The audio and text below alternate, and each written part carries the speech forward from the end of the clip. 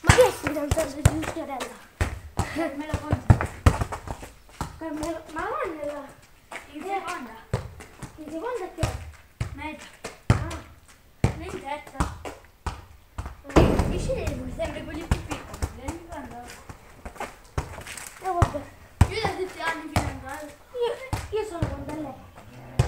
Io ancora mai mi sono lasciato. Vabbè, tu da 5 anni, quando sei? 7. Da 7 anni che sei fidanzato. Io da quasi un anno. Ma perché? Gabriele.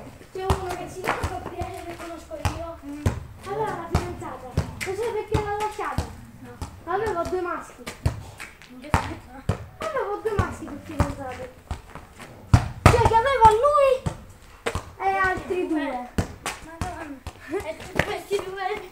È bello che quelli li chiamavano ciao amore e loro non se ne accorgevano e non gli facevano niente. Io so tipo, mi capitava a me e il maschio li ammazzava a coppa. Vabbè, se aveva una relazione prima di te. Ma però non era... Veramente fidanzati. Un giorno vai a dormire.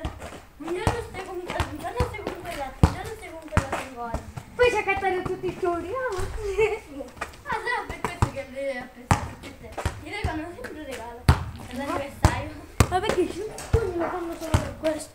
Happy davvero, è vero. E pivota la merina a te. Oppure perché sono ricche, sì. Alcuni anche per questo. Che sono ricchi. È una macchina. Che ero? Stai facendo? Vieni con me. Vieni.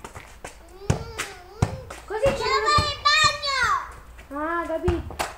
E dove Antonio?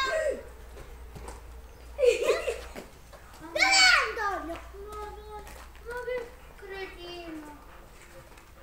Un porco. Vedi cosa che ho?